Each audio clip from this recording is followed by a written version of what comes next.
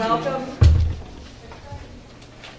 to all our visitors, artists, students, faculty, and the community that came for this very interesting symposium, and of course to see the works upstairs for the last time this weekend. We're going to be closing this fabulous exhibit of masterpieces, and it's been a real thrill to have them here. I'm Carol Davey, and I'm the director of the Frost Art Museum, and it really is a pleasure to see everybody here. I just wanted to welcome you. I want to be sure that after the symposium, if you have not seen the portraits, or even if you have, that you return to the museum upstairs. And also there's another exhibit, Ivan Navarro, who is an artist from Chile, who has a very interesting exhibit of works made from fluorescent tubes. So it's all about light. So please go and visit that. We also have lots of things going on at the Frost. On Saturday, we're going to welcome the director of the National Museum of the American Indian from the Smithsonian Institution. So he will be speaking at 4 o'clock. And then right after that, we have a reception for a Cuban American artist whose works will be exhibited on the 3rd floor. And so you can come, have a glass of wine, enjoy an early Saturday evening with us, and meet some interesting people. And again, this is sort of our farewell to this extraordinary exhibition. So I would like to introduce Annette, who will begin the program. Thank you. Thank you, Dr. Damien, and thank you all for coming out on a Wednesday evening in the middle of the week. Welcome to the Frost, and the first of several symposia that will be offered here on different themes at the Frost this year. So we're kicking off the new year at the very start of the new year, really kind of the cusp. Our courses just started this week, so I know the faculty members in here are kind of exhausted from prepping and our nerves of teaching the first week. This evening we have a group of speakers who are going to address themes that are woven into the remarkable exhibit, Seminole Portraits. I'm Annette Fromm. I'm the coordinator of the Graduate Certificate of Museum Studies here, and I curated the exhibit, working jointly with staff at the Atatuki Museum. We have 2 professors from 2 different disciplines at FIU who've joined us.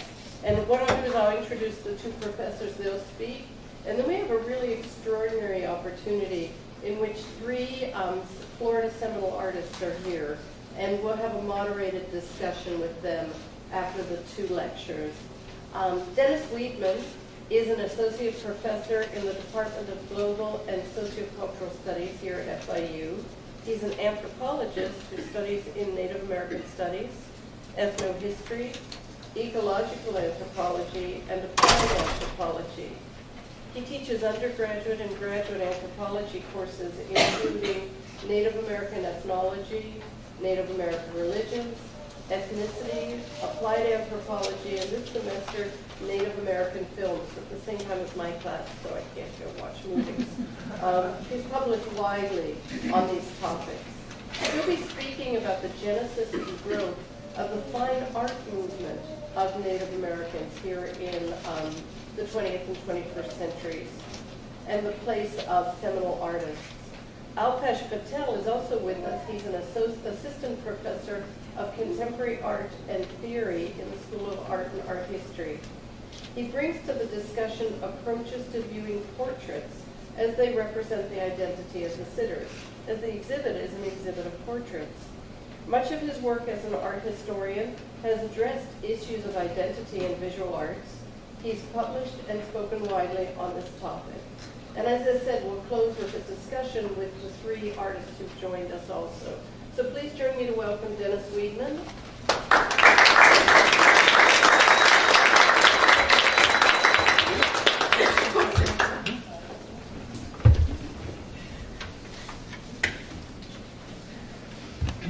Good evening, everyone.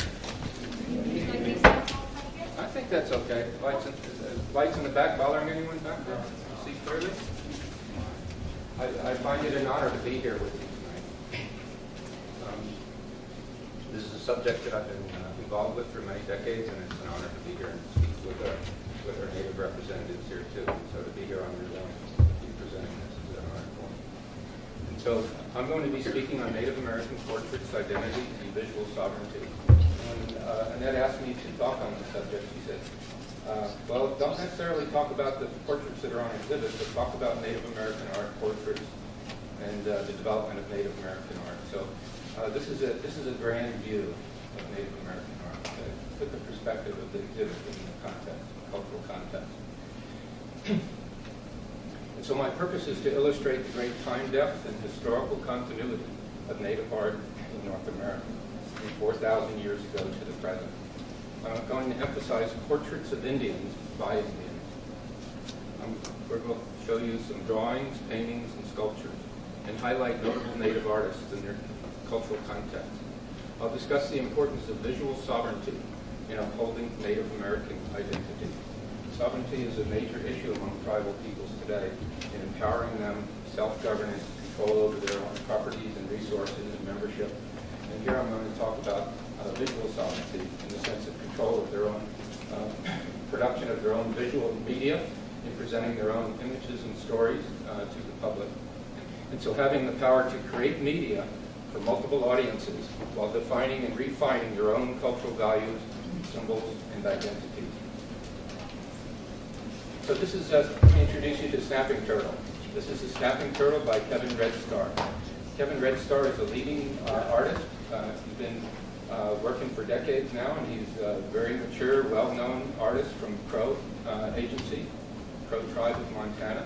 And this is actually the winning portrait painting, overall painting, the winner of the President's Choice Williams Award at Gilcrease American Art Exhibition in Scale Sale in Tulsa this year.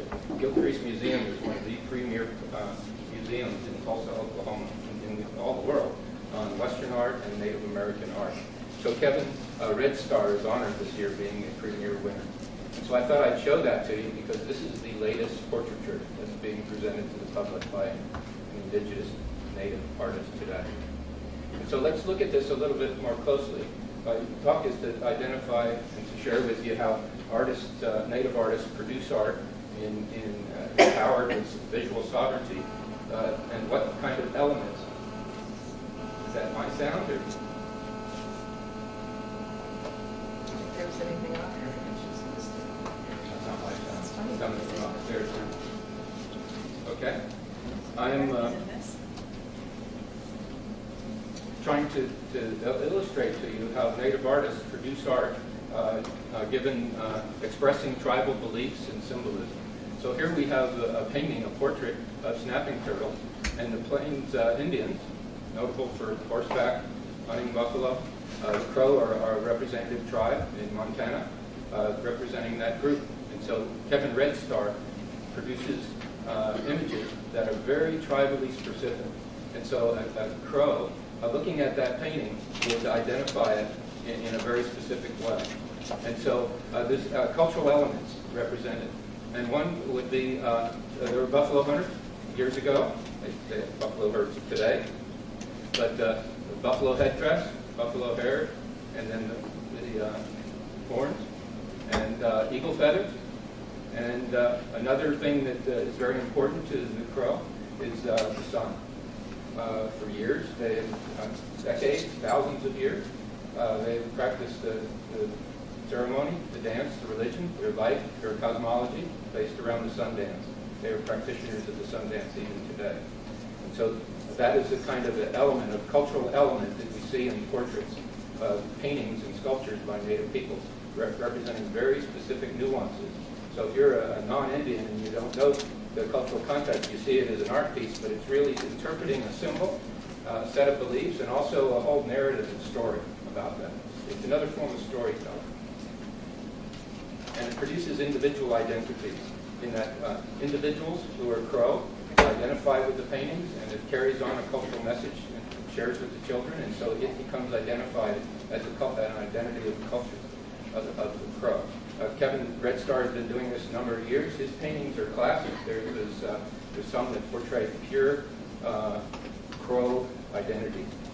And so this is Sweet Corn Woman, another painting, which is one of his most recent paintings. and I'll talk about her in a moment, but that's a typical Crow. Someone who is our Seminole people here today, looking at that, you most likely will be able to identify it very specifically to Crow, just because of the things she's wearing. The red and black, red and blue broadcloth dress with elk teeth and a beaded belt, very Crow. So Crow Fair, where each year they dance and they celebrate with this Crow identity. So this kind of painting is being represented very specifically for Crow ethnicity. And so Red Star, he's a master artist and visual historian for his native Crow culture. He attended the reservation grade school, where Crow students were denied association with their language, religion, and cultural heritage. Through the process of federal government, U.S. federal government, through schools and missionaries, they started placing, capturing, warfare, extinction of Native peoples. Part of the reservation system was to educate Native peoples. They instituted a kind of schools which then left out the Native culture. So Red Star was brought up in that kind of school where they were denied association with language, religion, and cultural heritage. But then he was admitted to the newly established Institute of American Indian Arts in Santa Fe, New Mexico in 1972. That's the leading school now to teach Native American artists. It's the premier school. He was one of the first students. And there he was encouraged to explore his history and culture through modern art techniques. He works primarily in acrylic, ink, and collage. And so there's over 566 tribes in the United States recognized by the U.S. government. It's 5.2 million people, except 1.7% of the U.S. population. And through this history of Europeans coming to this continent and exploration, taking of resources, dispersal of Native peoples to the west, the Crow and the Seminole, where the federal government was forced assimilation, trying to make them non-Indian, make them like Europeans. And so it's now in a period of self-governance, and sovereignty is the word, where Native people since the 1930s are now empowered to govern themselves, govern their own resources, and their own membership, and much more empowerment these days. And so there's a great diversity of cultures and art forms throughout all these 566 tribal governments recognized by the federal government. But it's all over North America, wherever they were, in different environments and resources, there were different forms of media, different kinds of things that could be pulled together to create art. And so they produce art with distinct symbols made from the resources in their particular environment. And here we have Kachina dolls made from cottonwood trees. We have a belacul of masks made from cedar trees. We have sand paintings of the Navajo made from sand and mineral put on the ground. And then after the ceremony and the production of it, it's then dispersed back to the ground. And then the Inuit, all the way up on the North Arctic, produced from bone and antler. This is a whale bone. So there's a great diversity of art forms. So where does portraiture and drawings all come in? I'm going to show you the transition from traditional ancient culture to more present. And so the ancient portraits, the oldest ones, some of the oldest ones, are found at Poverty Point in Louisiana. These are human figures. They're hand-molded clay and then fired. So you can see the human figures here. These are dated 4,000 years ago, 350. This is not only just a small little town, this is actually a city. It's 3/4 of a mile in diameter. These mounds, the homes are on the mounds. It's around a circle and a pole in the center. And this mound here is in the shape of a bird, and it's 72 feet tall. This is 4,000 years ago, comparable with any of the other pyramids in the world. And so the cultural themes that we can see that's represented here in this very early time of development and humans living here, Native peoples, the cultural theme is a circle. This was once a full circle. It's eroded from the river. And the bird. The emphasis of the bird is going to be repetitive, continue on to the present. And so here's 2,500 years ago, the woodland era. This is a pipestone, carved pipestone. Pipestone is a soft kind of sandstone found in the Minnesota area, and it was traded widely. And so the Adena culture at this time had large mounds, large populations, and produced all this form of fine art in all kinds of carved effigies of animals and humans, and also primarily focused on smoking and a pipe. And so this is actually a pipe. And then 1,500 years ago to 550 years ago, we then have the Mississippian era. And this is a grand time for Native North Americans. Population increases. This is the Spiro Mound in eastern Oklahoma. The largest collection of art for Native Americans for the Mississippian period was found here. Here you can see a carved bauxite, 10 inches tall human figure. And then here's the engraved shells. This is a whelk shell that's collected along the Gulf of Mexico, and this is very big. You know, these, we don't find these anymore. They're little tiny shells. All the big ones have been harvested. But you can see the lines that were drawn on there, and this is all engraved in size on the shell. And so if you look carefully, this is a human figure with an arm and legs and a belt and wing as feathers on the arms, and has a headdress. And then here's a copper sheet with retouche designs. This is hammered on the reverse side. It's 11 inches tall. Retouche means that they hammered the copper flat, then they hammered on the back side to form the characteristics. So you can see this is a portrait. 1300 AD. Those are brass ear spools. And if we go across, this is the western side of the Mississippian era.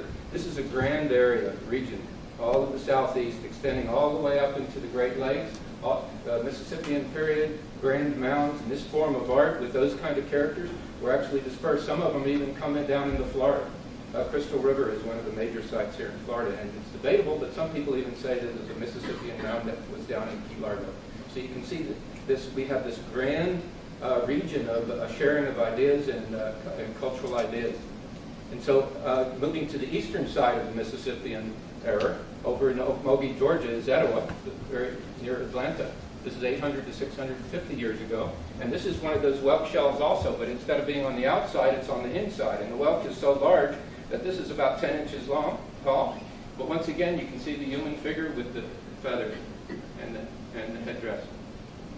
So this is a carved, engraved shell gorget.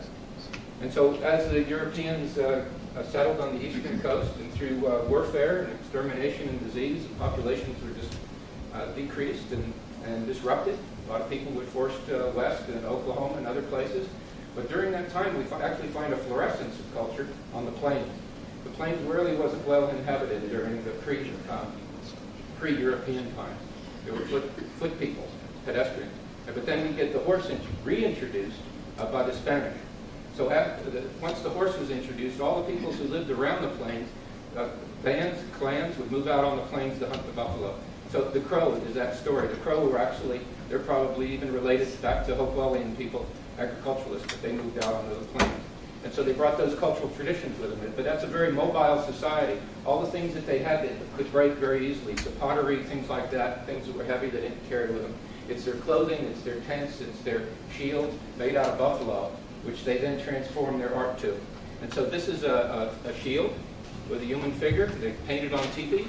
And so what I'm going to talk about here is because of this transition of pictorial art on the plains is so clear and related to this topic of portrait. So I'm going to show you a transition from this Kiowa buffalo painting all the way up into the present now. All right? And so this is a pictorial annual calendar of the Kiowa depicting 1833 to 1892 painted on buffalo hide. This is a communal effort. It wasn't done by any one individual. It was done by a group. And each year they painted another image on there in order to identify what the year was. It was a way for them to remember and to remember their stories and translate back to the current people what things were happening in the past. So every year is represented by a figure related to a story or a narrative. And so once the Kiowa and the Plains Indians were forced on the reservations in Oklahoma, many of the Kiowa resisted that. You know, and some of them died because they just didn't want to do that. But there was about 28 of them which resisted that once they were on the reservation, and the U.S. government put them in jail. They put them in jail in St. Augustine, Florida, in Fort Marion, and so in Fort Marion, they then gave them ledgers and pencils. So they transferred painting on buffalo hides just to a different medium, to paper. And so that's this transition over to more modern art form. And so they came back, shared that with other members, and so this is the next generation. Silverhorn is the most famous artist on the plains. thousands and thousands of representations on teepees, shields, ledger books are associated with him. This is colored pencil. And so, and this is in the Chicago Field Museum. I actually took this picture. You can see it's a book. This is a book. And this happens to be, I published on this years ago, Early Kiowa Peyote Ritual and Symbolisms, the 1891 drawing books of Silverhorn. Was published in the American Indian Art Magazine, which is the leading publication for Native American art. I published that with Candace Green, who's now a curator at the Smithsonian Institution. But if we look at this article I wrote, we're studying the Native American church and peyotism. This is the leader of a peyote ceremony. He's sitting on the ground next to the altar. He has an eagle fan, a rattle, and a staff. And he's dressed, in very detailed clothing. And so that kind of a drawing is representing the details of the individual. You don't see many great details out behind them. It's just the individual details. And then the next generation of artists in the 1920s and 30s are known as the Kiowa Six artists. They're prominent in the development of contemporary Indian painting in the early Oklahoma School of Work. These are their names: Spencer Assaw, James Kia, Jack Hokia, Steve Mokope, Lois Smokey, and Monroe Soki. This is a watercolor applied with stencils by Stephen Mokope. He is actually the grandnephew of Silverhorn, direct kin relationship in the artistic tradition. All of these people studied at the University of Oklahoma in the late 1920s. Professor Oscar Jacobson promoted their work through international exhibitions in Europe and a limited edition portfolio. Jacobson made Native American art internationally famous, notable, and collectible. That then produced more people wanting to buy Native American art. And so even here with Stephen Mokope's painting in 1921, you can see not too much concern with the background, focusing on the portrait and the detailed cultural emphasis on the outfits. And each one of these items is very, very specific Kiowa. Even the little silverware pendants that are hanging from the hair is Kiowa silverware. So a Kiowa would definitely just look at that and know it's very tribally identifiable. And so another Saya Spencer, this is one of his paintings. I thought I'd give you a big picture so you could see a little more detail. And so this is a Saya, this is a self-portrait, 1929. So this is a watercolor applied with stencils. And so you can see that they focus on activities and stories and portraits of individuals, not necessarily named individuals, but representative individuals. And once again, we have dance. It's a great performance and art form for Native people. The Kiowa, Comanche, and Apache of the Southern Plains are notable for starting the intertribal powwows. And the fancy dance, feather dance, shawl dance, all that we see of contemporary Indian culture for Pan-Indian. If you go to Seminole Tribal Fair, you can see usually representatives there from this. And so you can see once again that the feathers on the arm, there's a bustle in the back, bells. This is intertribal powwow outfit. And so in the 1950s to the 80s, one of the more famous Native artists is Woody Crumbo, Potawatomi from Oklahoma. This is a picture of him in his drawing studio. As a teenager, he attended Chilocco Indian boarding school in western Oklahoma. And so a boarding school is where they take the children out from their family, from wherever they may be, and put them into school for 9 months out of the year. So this is part of the assimilation process, try to take the Indian out of the Indian. And so he experienced that. But at that time, he became friends with the Kiowa artists. And so he works in oil, egg tempera, watercolor, sculpture, stained glass, and silk screen. And so here we have his portrait of Black Owl, a Cheyenne. This was painted in 1968. And you can see the great amount of detail that's been added here. It goes well beyond the earlier drawings that we just saw. Great attention to detail, fine lines, and even a perspective, a deep perspective. Still a representation of eagle feathers.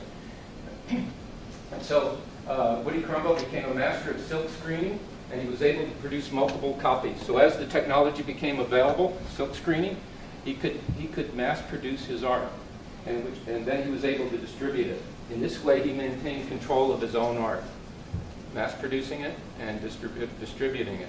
So this is the empowerment I'm talking about, the visual sovereignty, where Native people are then empowered to produce their work and control their work.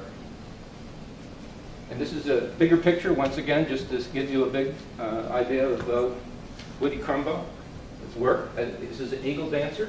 And you can see the great amount of detail and in the sense of movement. He's able to capture movement here. And so part of intertribal powwows are fancy dancers, and this is one of them. But an eagle dance is a specific dance where the feathers are along the arms. They portray an eagle. Isn't this reminiscent of the earlier shell gorgets that I was speaking of, and the bird mound back 4,000 years? Continuation of the emphasis of association with birds and nature, plants and animals. And then the 50s to 80s, we have modern art that developed, more contemporary abstract art. So this is Oscar Howe, Dakota. He works in cassine and tempera paintings. One of his paintings are on display in the exhibit upstairs. A very small portrait of a Seminole man. He's most noted for this kind of art. And so that just, anybody have difficulty understanding what the art is? Let's look at a little detail. Here's his chin, facing up with his nose. Here's his arm. He has a stick and a wand, possibly ribbons on his arm, on the wand. Here's the eagle feathers. Here's the legs and the feet.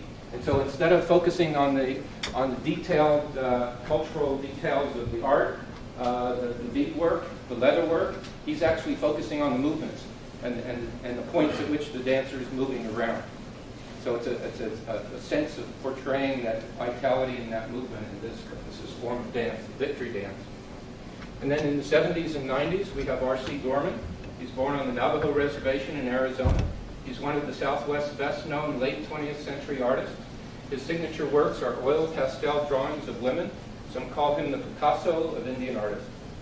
He's the leading artist in the early 1970s with the emergence of the New Indian art movement. So here you can see his art in pastel, not concerned with cultural detail of clothing, but the actual form, the human form. But it's still a native form with the image of the woman. And here's one of his, another piece. So here he's captured the essence of a woman, but it's still ethnic. It's still related to the Navajo. We got the physical features of a Navajo woman, but this is a very characteristic way of women tying their hair. It's known just for the Navajo, very identifiable Navajo. And this is called Fallitude. And so to the present, to bring you up to right to date, this is the winner of the Santa Fe Indian Art Market. Winner, best of classification for paintings, drawings, graphics, and photography. First place in divisional representative painting. This is by Angela Bali. She's from Oglala, Lakota Sioux. And so this is Santa Fe Indian Art Market is the premier place for Native American art each year in August. Thousands of people all over the world come to that. That's the center of the world for Native American art and artists. And she's a grand winner there. So you're looking at the most latest winning portraits produced by Native people today. And so it's Kaisut Yapi, 1862. Kaisut Yapi is translated into those words, remember and don't forget. This is enameled art glass mosaic, little pieces of glass, enameled, heated, and then placed on board. And so look at the expression that she's able to capture in this. This is not only a portrait, but it's a visual statement to the people who see this image. And Kuksaki 1862 is the year in Minnesota in which there was a Lakota uprising. And it's very notable. And the Lakota people are, think back to that time as a time of sorrow. It's a time when 28 Lakota men were hung in public, the largest hanging in public of anywhere in American history. So it's a time of sorrow. And so she's captured it in that portrait. And so maybe it's this close to me or something. That's a cell phone. It's a cell phone? Is the PA system is picking up cell phones. Okay. That gives me a little breather here. Get my breath. So, my presentation to you today. We've seen the cultural continuity of Native portraits in Native America from 4,000 years ago to the present. Native American language, religion, dance, and art was prohibited by the federal government attempting to assimilate them into American culture. In the mid-20th century, with self-governance and the move towards tribal sovereignty, we see a renaissance of Native American art and culture. Native artistic expressions continue to reflect individual, tribal, and individual identities. And through visual sovereignty, the resilience and power to uphold a distinct cultural identity is maintained in the face of cultural domination.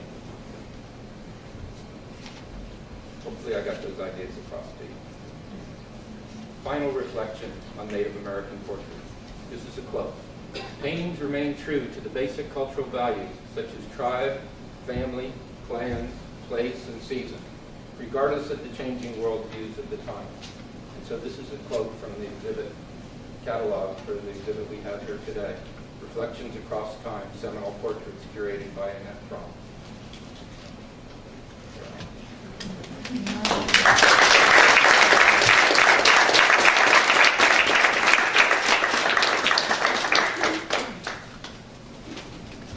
Wow, we're off and running. Thank you very much, Dr. Weidman. This has been so informative, and I think when we go to the exhibit afterwards, it'll really fall into place, and we'll recall your comments. We're going to hold questions till the end, if you don't mind. Otherwise, I think we'll be here all night. So I'll invite Dr. Patel now to speak in a very different point of view, but to bring us into art history and portraits and identity.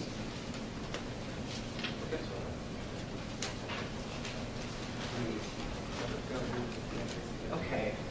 And just using this to help me out.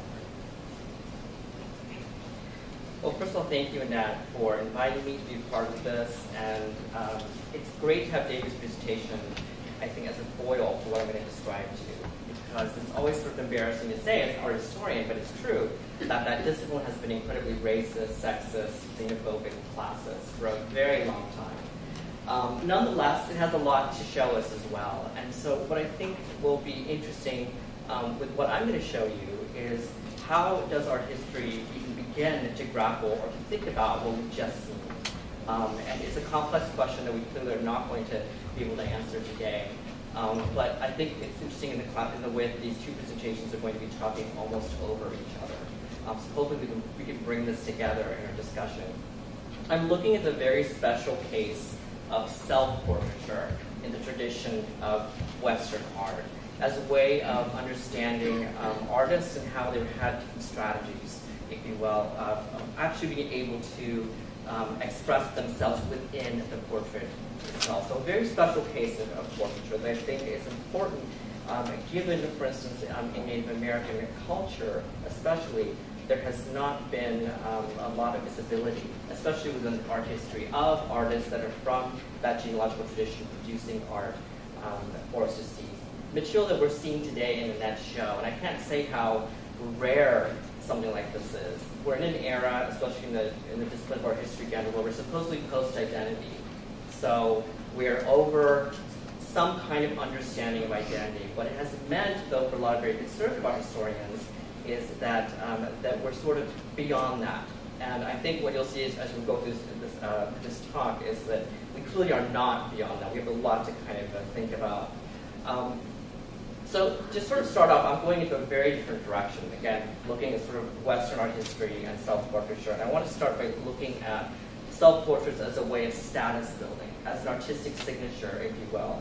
And starting with looking at Jan van Eyck and Albrecht Dürer as very early examples of artists from the Northern European tradition, that maybe sort of the earliest ones beyond going back to sort of, for instance, Egypt, if you will, that began to really kind of interrogate how the artist can actually become part of the portrait they're looking at.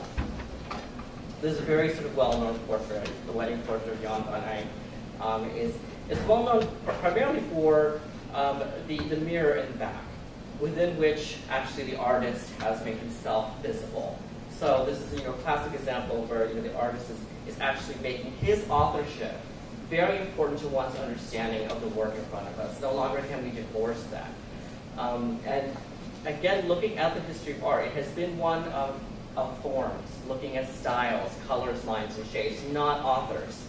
And so we begin to see sort of a turnaround here on some level, where we are beginning to look at an author and how that author connects with what's being actually put onto the canvas for us here. Dürer, another artist, again, a well-known artist, known for his woodblock prints. but also has done a number of different self-portraits. And a very interesting one in the sense that he begins to push the envelope a bit. Like with this particular one, he begins to take on some of the characteristics of Christ. So he's really playing with lots of different, signifiers, in which, very much include his own, as a way, again, of status building up the importance of the artist as a right of its own, if you will. So I'm going to go all the way from looking at Northern European art to something quite different. We're looking at contemporary art now, and I want to look at two particular artists, Kehinde Wiley and Kara Walker, and how they also try to status build. And they're looking at portraiture as a way of appropriating, and through that appropriation to maybe do something quite different. The artist Kehinde Wiley, who's an American artist, is known for sort of inserting black subjects into forms and styles that typically do not have black subjects. And what we're looking at here is sort of the styles of the Renaissance, right? This was not an era in which we're going to see the black subject exalted in any way.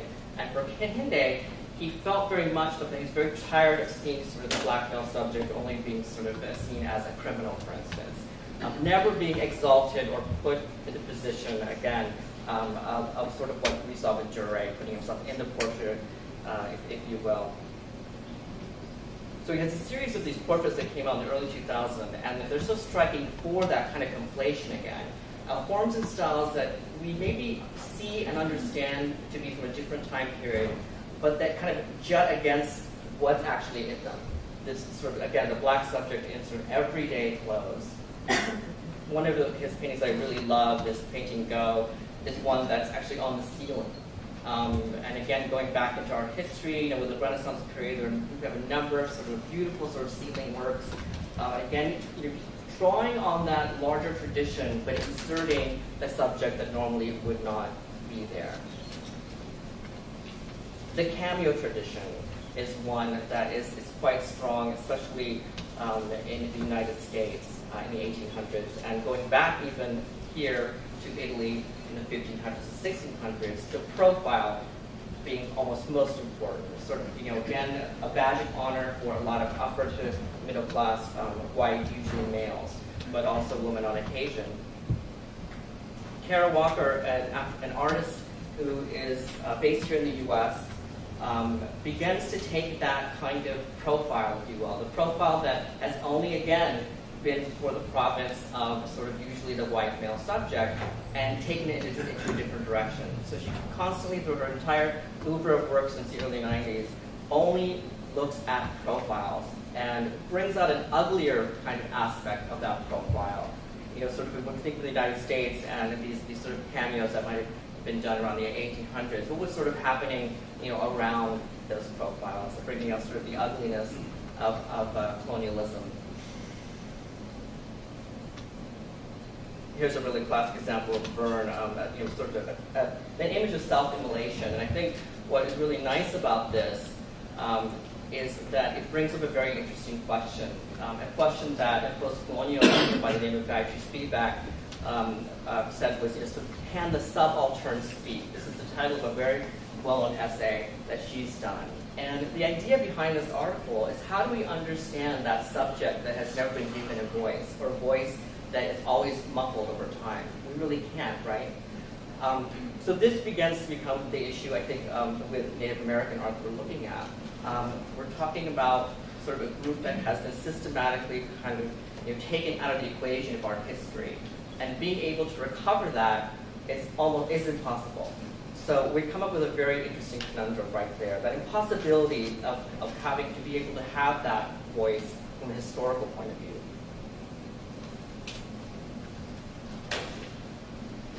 A couple more works of Walker's that are very striking for what they show and don't show. That is, again, there are these profiles, simplistic on some level.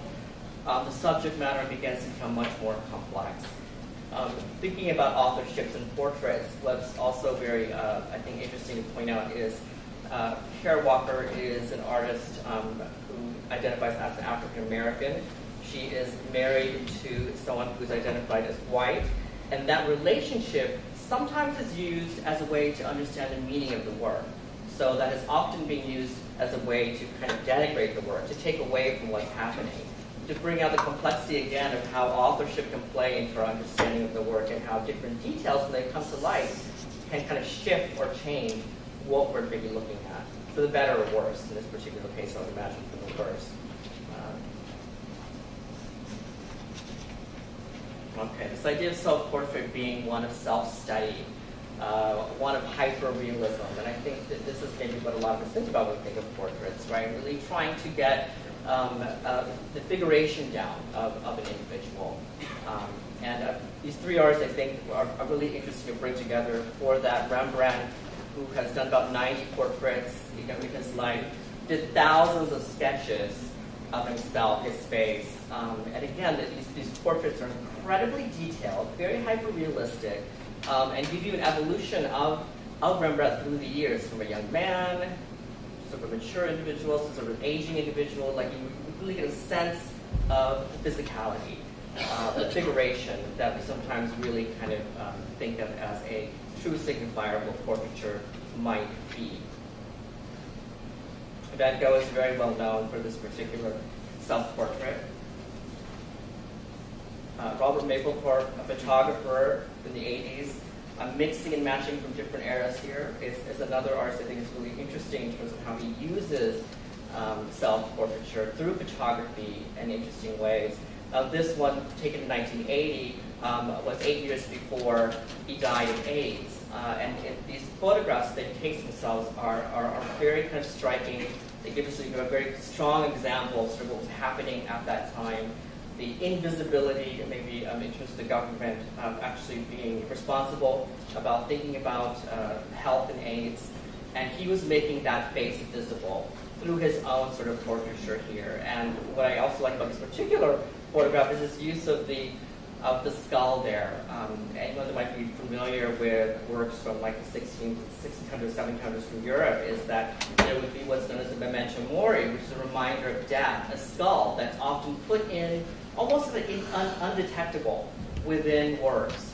Here it's not undetectable at all. It's right in front of your face for you. And it's an interesting kind of connection to that sort of earlier motif.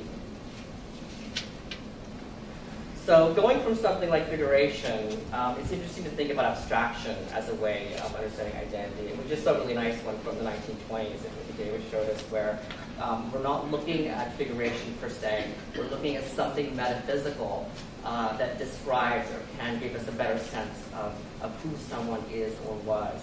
And a couple of examples that I think are easy ones to give definitely are the works of Mark Rothko. Anyone who has seen his work or in a room where his works are, they definitely sort of emit some kind of, again, metaphysical quality that they kind of connect on an emotional level for us and maybe give us a different understanding of identity, and Rothko's perhaps identity as someone who eventually killed himself with suicide. These kind of, a lot of his works that begin to feel very sort of morose, perhaps, can be read as a type of self-portraiture, if you will.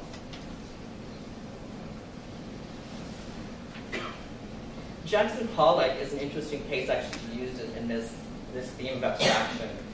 Well-known artist from the 50s in the US, kind of the poster boy for abstract expressionism, but largely in the history of art he's known for what he's doing on the canvas, for the paint that he puts there for us to see.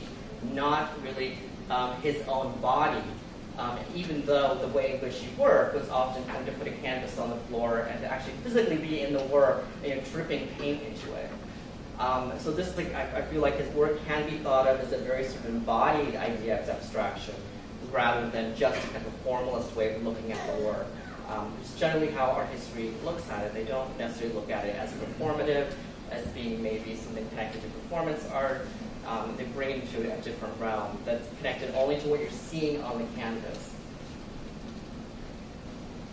Felix Gonzalez-Torres, another contemporary artist, brilliant for how he uses minimal kind of aesthetics to bring across very complex socio-cultural kind of issues. And for him, it really, again, like with Mapplethorpe, was looking at issues of sexuality and AIDS. This particular billboard, I think it's really interesting. He had this very intimate kind of photograph here, right, of a bedroom with two pillows with sort of a indentations indicating where two heads probably were.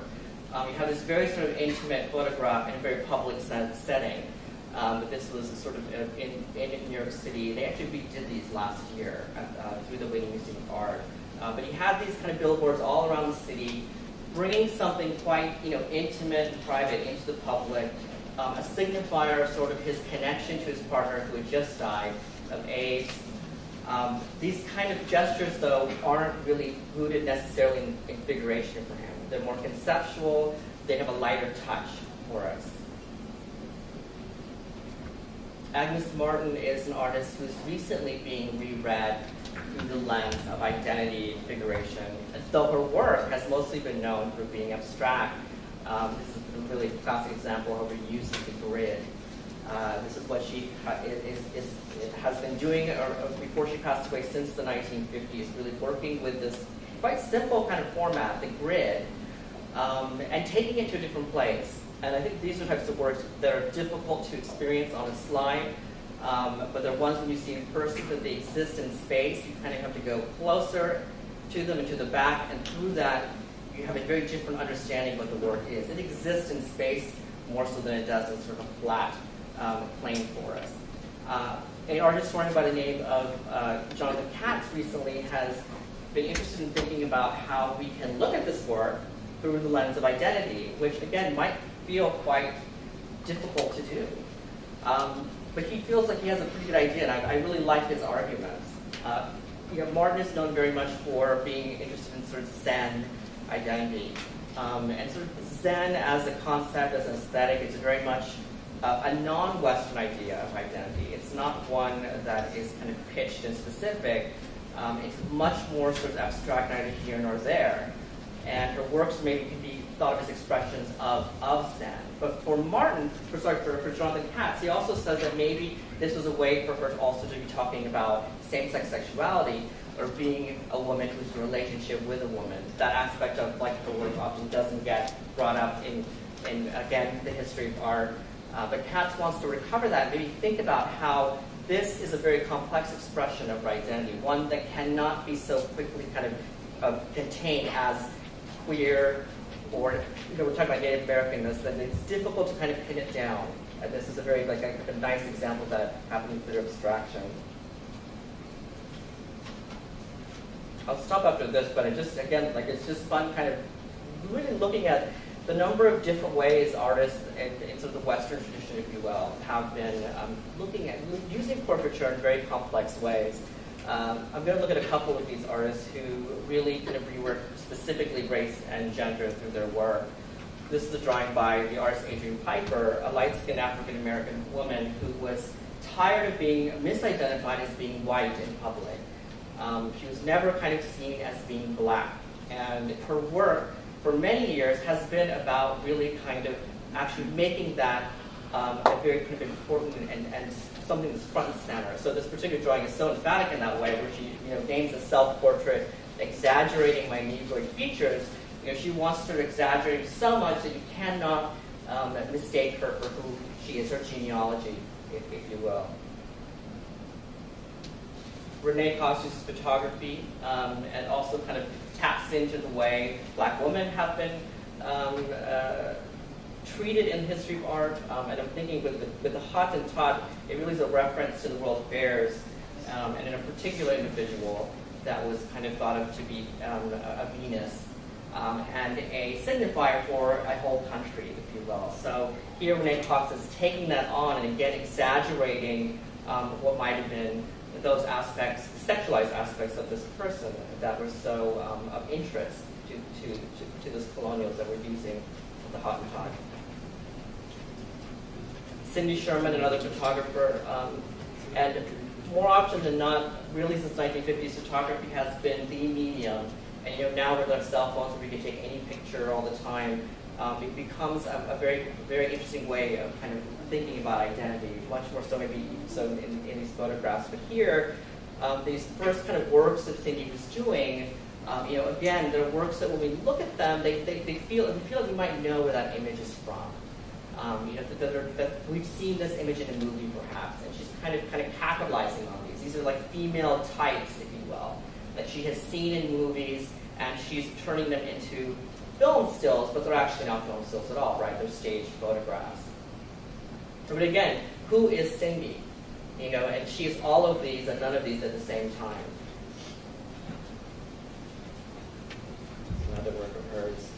And I'll just sort of end with Nikki Lee, whose work becomes quite complex.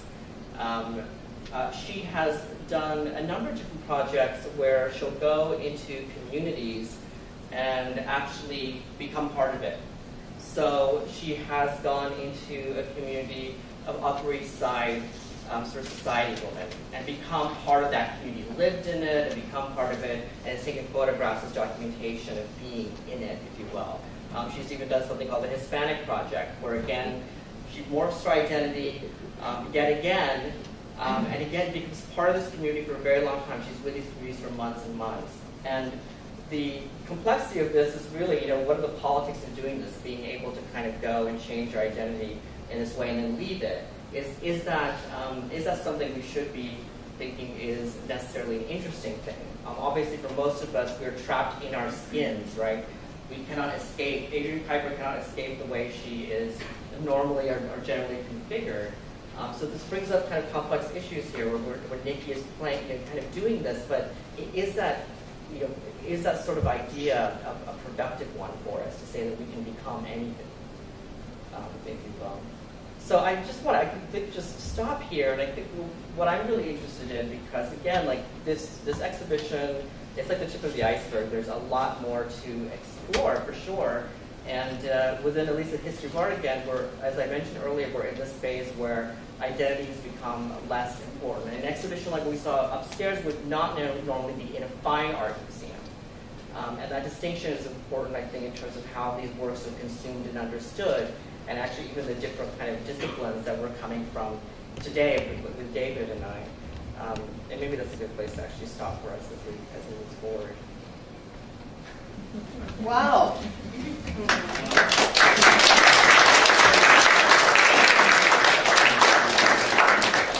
Thank you, Dr. Patel. Another exploration, examination from a different point of view, looking at historically and contemporaneously at identity expressed through portraiture. I'd like to invite our three other guests up to the table and put some lights on the subject. Yay, come on, gentlemen. And have a guided discussion to delve now into our specificity and our local expression of Florida Seminole artists. And we have three speakers. Elgin Jumper, who'll be back here in a second, is a member of the Seminole tribe of Florida, as well as a member of the Otter clan. He was born in Fort Lauderdale and raised on the Hollywood Seminole, Florida Indian Reservation in Hollywood, Florida. He remembers constantly drawing with pen and pencil in his youth, and he studied with another Seminole artist, with Jimmy Osceola, and Florida artist Guy Labrie. He's currently studying traditional art and sculpting techniques with Nilda Comas at the Legacy Art Studio in Fort Lauderdale. Leroy Henaheo Osceola is next to me, is a member of the Otter clan, as well as councilman representative of the Everglades Miccosukee tribe of the Seminole Nation, a sovereign nation in the U.S.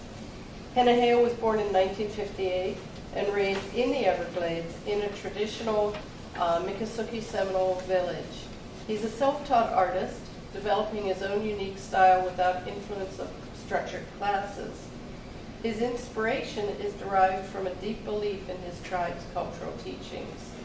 Stories and lessons taught by the elders have provided an unending source of inspiration. And he uses this knowledge to speak to his art. And the card and invitation for this evening's event was one of his works. Pedro Zepeda is in the center. He's a traditional arts and outreach coordinator at the Atatiki Museum in the Big Cypress. where he coordinates classes and presentations and demonstrations of Seminole history and culture. He has been learning his tribe's traditional art since he was 14, from his maternal grandmother as well as others. His skills include palmetto and sweet grass basket making, wood carving, patchwork, leatherwork. He's also written about traditional arts and history in the museum's quarterly magazine, and he makes presentations nationwide. And what we'd like to do is get to learn more about their art, having heard generally about Native American art movement in the U.S. Where does today's art that we find emerging from Native American artists come from? How does it fit into what Dr. Patel was talking about? Which actually I think it does. So, gentlemen, can I ask you each, please, you can go in whichever order you'd like, tell us something about your heritage, where you were raised and educated, and when you started doing art.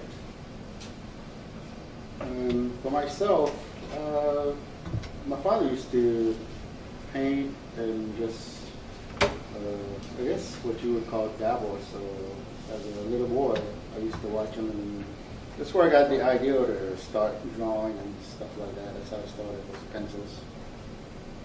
Because we used to run a airboat tourist attraction. So that's how we made our living. And as time went on, I just started stepping up and just. But I like to do different mediums. I don't like to do just one thing. So whatever inspires me when I see it, or my history, that's what I do. Public school system there in Collier County. Kind of like, I think like a lot of other families, spent a lot of time with my family.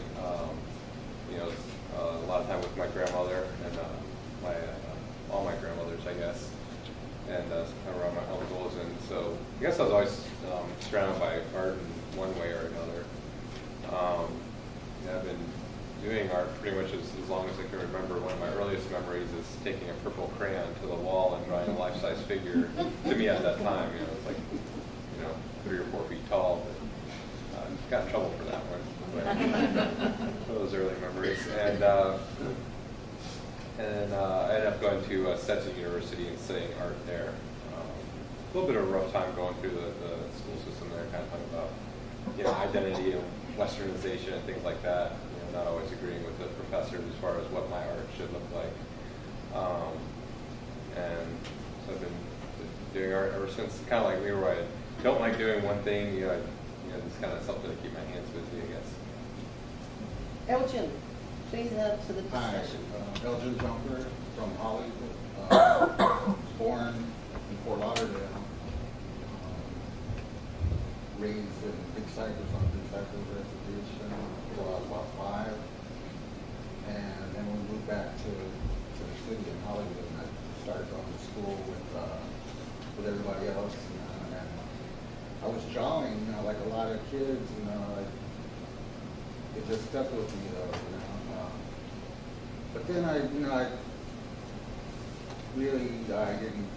say my words, I pencil, pen, and just started walking the wrong path for a while, and it wasn't any good. Wasted a lot of time, but I kept that drawing. I kept that little piece of it, and this little ember of it. And later on, I decided I wanted to further that drawing and get into painting. So I've been painting about 8 years now. Started with acrylic, but I had been messing around with watercolor and tempera and acrylic, but not really staying with it. And then I finally started painting, and then I got a phone call from Jimmy Silva, Seminole from the Hollywood Reservation, and he said, I heard you're painting now. Let's go out and paint. Let's do some painting. And just took it upon himself to teach me how to paint.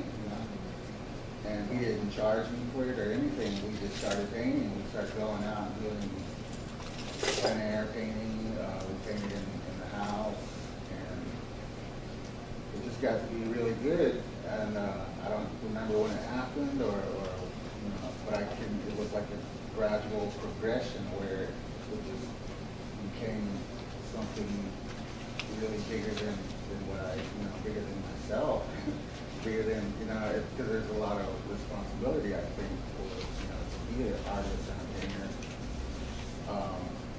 And I try to give back to like Guy Labrie, like Jimmy Ostoa, they just, you know, out of the kindness of their heart, taught me how to paint.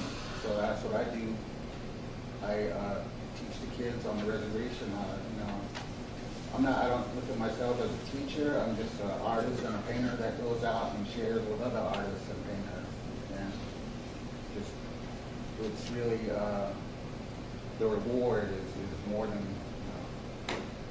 money or anything like that. It's just being able to create with all of these other artists, these younger artists, and sharing with them what insights I've gotten over these 8 years. And that's really going to be good. We're having our first show. We put a little show together, and it's, you know, I just really like the personal, you know, original viewpoints that they come up with, and the colors that they're working with. And in any case, I think I straight off the main issue here, but in any case, I kept up that drawing, and then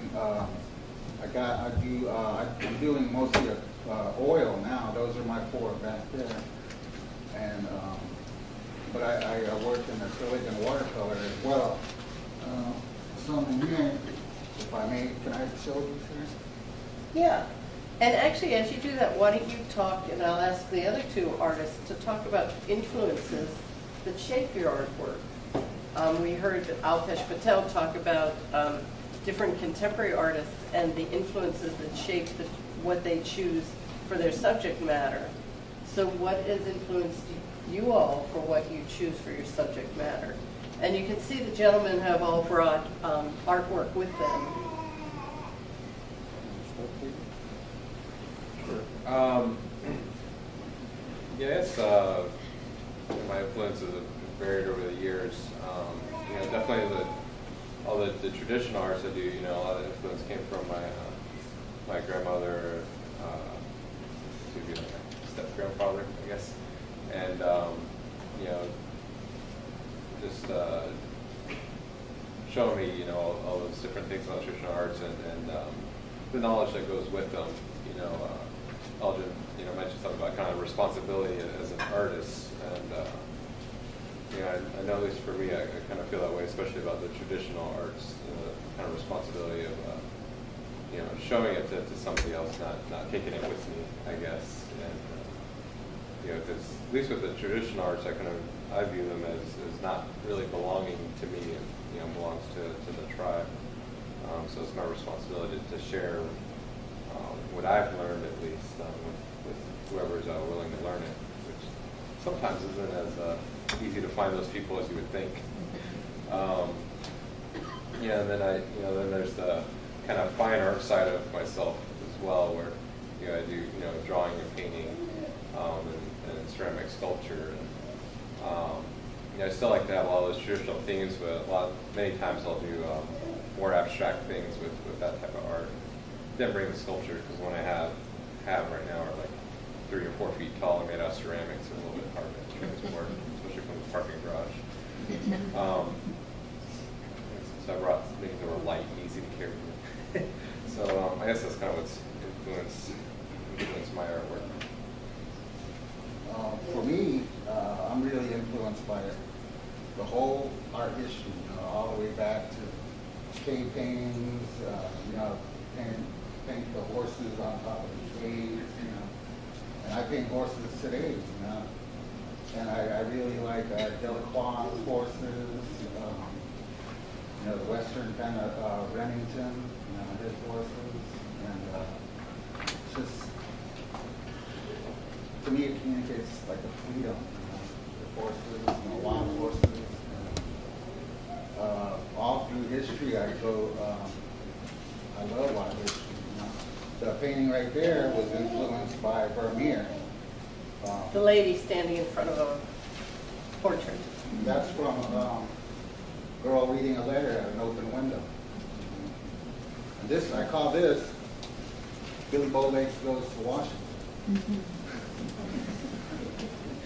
Because he did in 1852, but this particular scenario is highly doubtful that it happened, but nevertheless, there you have it. It actually came from an old photograph that I seen in the Seminole Tribune, where the lady, she's actually grinding corn and looking down her stand. So I sort of adjusted it a little bit. But I had always been doing that when I was drawing.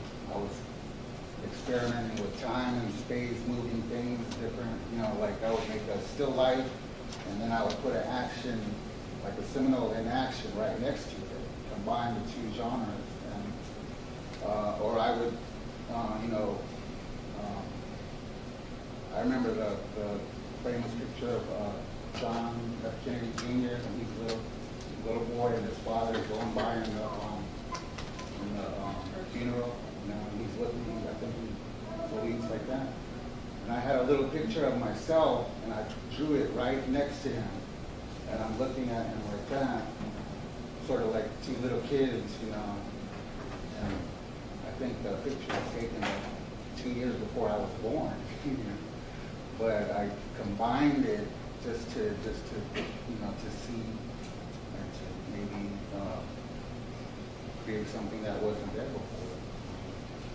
But I wanted to show you some of the stuff I've been working on too. I do watercolor as well. This is off of Snake Road. The road right there is Snake Road. That leads to the Big Cypress Reservation. I do a lot of modern day locations, landscape, and this is the watercolor off of Snake Road. And I'm also working with putting words into my art too, text and words. And this is Billy Bowlegs again. And this says Florida Seminole artist. And I'm just working. This is acrylic, but I made it act like watercolor. I really thinned it. And so that's that. And this one, there's 3 versions, 2 oil versions and 1 acrylic version of this. It's a Colorful Warrior, I call it. And this is the watercolor version of it. But I still have to put in detail. But I put in all the washes. Why don't you give it that title? Leroy, do you want to talk about the influences that have shaped your artwork? Well, most of it, what I do today is depicting, or our history is based on or that's how it's passed down. It's not written. So and the language and the people are dying out. So I want to leave something that's visual. So like your grandkid or your great-grandkid, you can tell them that you see these people and all that, and this is what they said, and it's real. So that's what I do today. But a lot of it is like Elgin's work is just for fun and just creating process, doing different things and stuff like that. So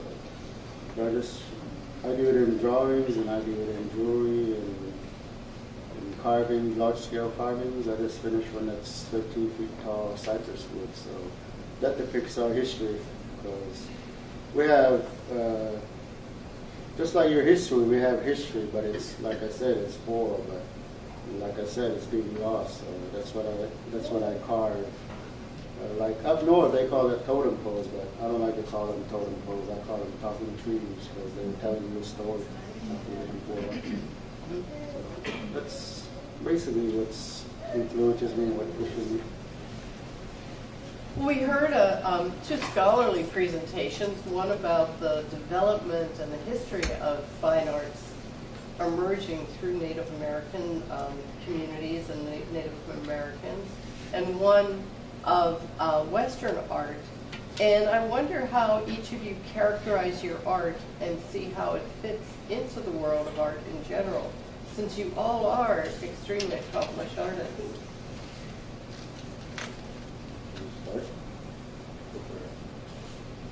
How do you characterize your art, and how do you feel it fits into the world of art in general? I love the traditional, I like the school of Rembrandt, that brown, that dark look, and but I also like the color too. I always want to be more contemporary, more modernist sensibilities, and in different areas too. Just experiment, and I get a lot of influence and inspiration from the southwestern tribes, like John Naito, Malcolm Furlow. Their use of color. It sort of reminds me of like Van Gogh or Picasso's use of color. So that's what I get into as well. That's what I'm interested in. But I'm also interested in like Guy Legree kind of things, historical myths, legends, and that kind of stuff. With the detail that gets right down into the sawgrass, the blades of grass and everything, really taking your time on it. But then I like to really do a piece that'll take me like 5 or 6 days with like brushwork you can see, color, and something that hasn't been done before. Something that hasn't been tried. And the last work on Seminole-oriented art has yet to be made, so there's going to be a lot of work. The younger artists that are coming up, the colors that they're going to use, it's going to be amazing, what we're going to see. So, I'm just glad to be involved in art, and I really want to, it's really enhanced my life.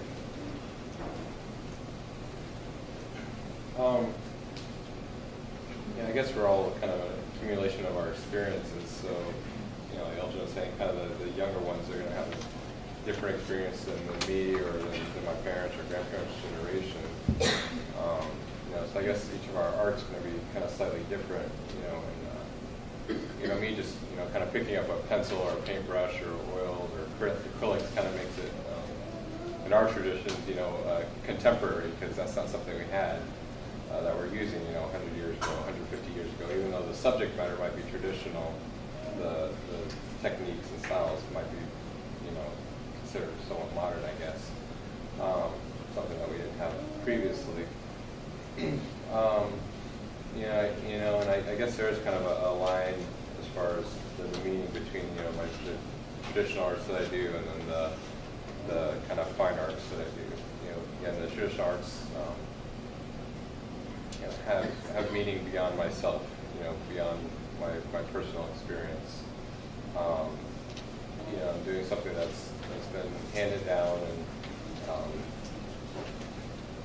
and again, there's just so much knowledge that just goes along with the traditional art object. It's not just a basket. It's not just clothing. It's not just a game. There's stories that go along with these things. There's, certain people that can do certain types of traditional arts or at certain times or only a certain point in their lives. And there's reasons for all those things. And so that traditional arts aspect, I guess, kind of, I somewhat keep that separate from the contemporary fine art side that I do. So the fine arts side of it, I guess when I do the paintings and drawings tend to be very more realistic, but like the sculpture, I really love just playing with the shapes and the forms a lot. So most of my sculptures are very stylized human figures, but some of them are really blocky or shaped or kind of all these different forms.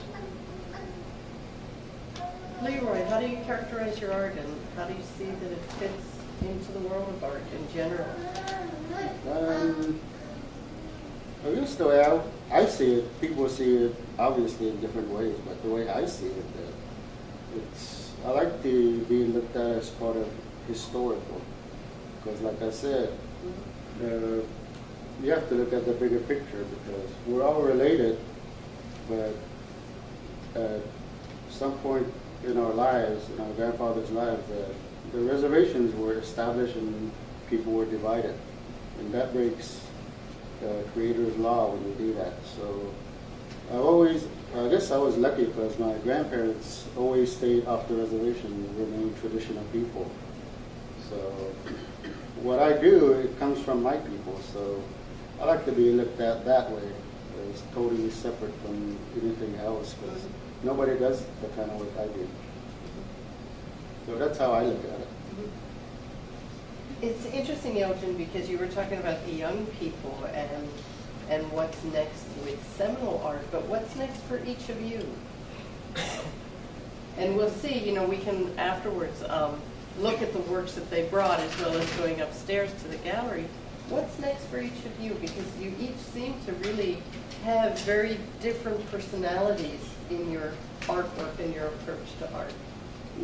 For myself, I live on US 41 around the Dade County, Collier County line, so I'm building my own gallery so I can be self-sustaining. But like I said, we're totally separate because we don't get all the money like you hear about from the Bingo Hall and all that, because we're traditional people. So, because I'm looking, because I have my first grandkid, it's my grandson right there, so all my originals I don't sell, I'm going to leave for my family, so maybe in the future they can use it. If I can interrupt you as a sales pitch, if you go to the Hard Rock place on 441, cards by Leroy Osceola are there. I was so happy to see them. But they're beautiful, beautiful greeting cards that are works of art. Thank you. Others, what's next?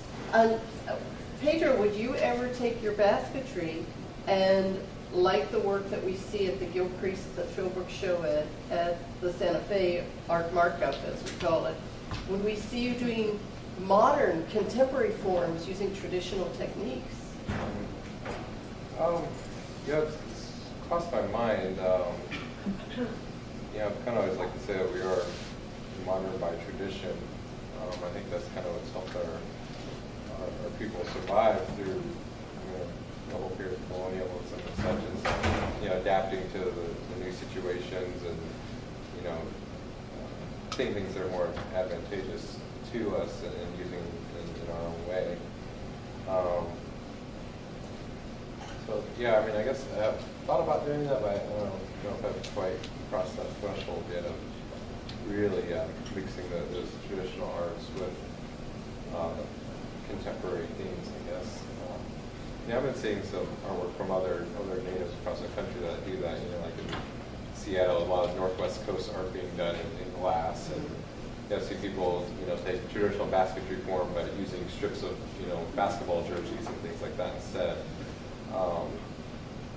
I think all that's kind of neat. So I guess it's crossed my mind about that. I think the next thing for me is just finishing raising the family that started changing diapers. Probably this next one. Do you have another one? Do you have another one? Yeah, I have 2 children. Oh yay! I remember when the first one was born. 3 and 1.5. And so, Elgin, what's next in your? For me, I want to get more into painting, get more into art, as far as I can, to see how far I can take it. And I'm getting into sculpture now, doing bronze sculpture with Noda Comas in Fort Lauderdale with the Legacy Art Gallery. And we're working on a project to do a bronze sculpture in front of the Stranahan House on Las Olas Boulevard. And it's going to be a life-size Seminole girl playing with a palmetto frond, and like a little playful, energetic, capture the movement, kind of sculpture. And there's really not a Seminole presence art-wise on Las Olas in Fort Lauderdale. that's what we're working on now. I want to get more into oil painting, painting indoors, outdoors, plein air, working on bigger canvases, outdoors, and really see what the plein air is all about. And paint as much as I can. As another ad, speaking of Stranahan House, they have recently teamed up with the Atatiki Museum and the Big Cypress, and will be having throughout this year a number of Seminole-oriented programs, because the Stranahans were very influential in the early 20th century in trading with the Seminole people. So if you go to either website of either museum, I know Pedro's giving one of the presentations. Yeah, I think the first one is next Wednesday evening. That's going to be my coworker Van. We're talking about, I think they titled it Food and Fashion. Pretty interesting. We don't have a lot of time because we've gone over, which I thought we would, but that's always exciting. But I don't know if any of you have questions you'd like to address. We could take a few questions to any of the speakers this evening. Yes, stand up, please. Hello. I just remember when you guys were speaking about how you believe it's your responsibility as artists and your legacy. What would you pinpoint as some of your responsibilities? What would you provide? I would say giving back, helping the other artists, the younger artists that are coming up. Send the elevator back down, so the others can come up.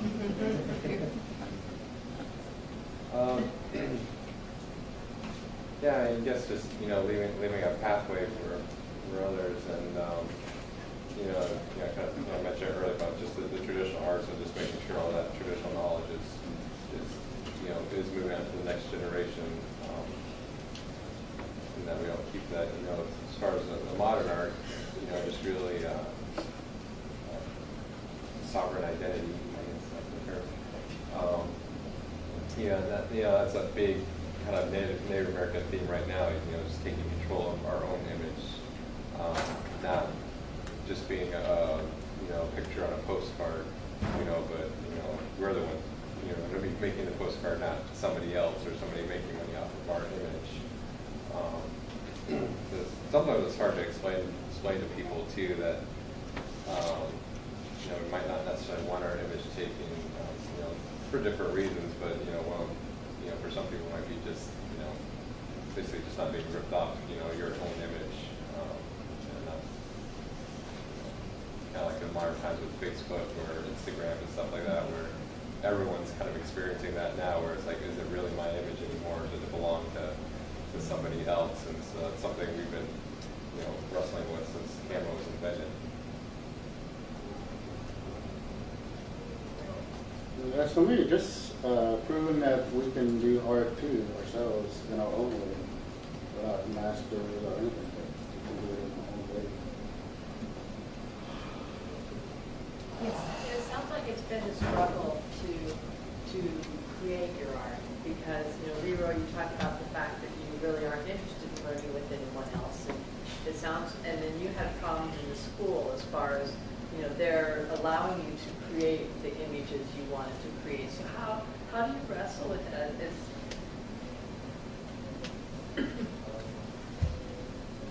I don't know. I guess a little different with my cousin. She's going for her BFA, but I'm like, I think I'm done with that type of overseeing. It's not to stop anybody from getting that, but just with my personal experience, since I had a small art staff, there's one painting teacher, one ceramics teacher, and several adjuncts, and we had one permanent art history teacher. So when we have our reviews, it was the whole art faculty staff of like 5 people. But like for one professor, I was too Indian, the other one I wasn't Indian enough. So it's kind of, I played the game just to get out of the schooling, but once I was finished, I was, I did learn a lot of things while I was there. And I found actually a lot of what I learned was from the other students, oftentimes more so than the professors. But that's again, not to say I didn't learn anything from my professors, but a very big portion was just from being around my peers. So it sounds like what you're saying is that they didn't allow you to learn what you wanted to learn. They expected you to learn what they wanted to teach you. Yeah, and there's something to be said about trying to learn the Western art tradition, and how that led up to where they are today. Because we might have Native American background or whatever it may be. We're still a part of that Western society. We're swimming in it. As for myself, there's not really any techniques that I want to learn, so I'm comfortable doing what I do. So, because I work in different mediums anyway. So. Well, and I'm curious because you say you don't sell your original work, and I understand that tradition of passing on to the family. So how do you support yourself, or how do you balance that artistic need to create along with the provision of the family? Well, with me, our way of life is to be, we call them tribesmen. That means that you support your family the way my grandparents did, and like that, by hunting and whatever we can do. So, on the other hand, I sell my artwork to different places, and I do pretty good. So that's how I just get along. And I think after I open my gallery, and I'm going to get a website, so I want to go international. So I think it'll be better. So you do sell? I'm confused then, because I thought you said you don't sell the original pieces. So do you sell like lithographs or? Yeah, these are copies, Okay. reproductions. Well, I think, if you don't mind, I'm going to cut off. Sorry, Natalie. But the speakers will be here for a little while longer, so you can speak to them individually. It's interesting that Dr. Patel expressed that the Seminole Portraits exhibit is an unusual exhibit perhaps to have in an art museum, because it's art and history expressed through fine art and through 2 centuries of fine art. And one of the points of the exhibit is that we are surrounded by a living, rich culture, and the role of the art museum is to express culture of different time periods, different areas, different peoples. And I think that this evening we've delved into that and seen how right it is for this exhibit to be here, especially because we are in the heart of a traditional landscape, of traditional homelands of the Seminole and Miccosukee peoples. We were thrilled to be able to work with the Tatiki Museum, to have cooperation from the Smithsonian, different museums, to bring the exhibit here. I want to thank you all for coming. I'd like to acknowledge the Florida Humanities Council, who helped to fund this symposium. And you might have been attacked when you came in the door and asked to do an evaluation on our new iPads. But we also have exit evaluations that we'd like to ask you when you leave. The same crew is out there waiting for you before you get to the cookies. I'd like to, and I would really like to invite you to now look again at the Seminole Portrait exhibit. As Dr. Damien mentioned, on Saturday we have a very special opportunity through the Critics Lecture Series to welcome Kevin Gober, the director of the National Museum of American Indian. It will be at the Wartime Theater, which is right across the street, and then return here to the Frost. And carrying on with the theme of Florida history, Florida culture, on February 27th, an exhibit of the work of Eugene Savage, who worked here from the 30s through the 50s, worked very closely with the Seminole people, and tells the story of change of culture due to modernization. These paintings will be here from the Cumberland Museum in Jacksonville, and will be another rare opportunity to see the Seminole people captured in visual image by an American artist, a Western artist, but one who worked closely with the Seminole people. So thank you again. If our speakers could come up, we'd like to thank them each with a copy of the catalog for spending the evening with us. And thanks to everyone.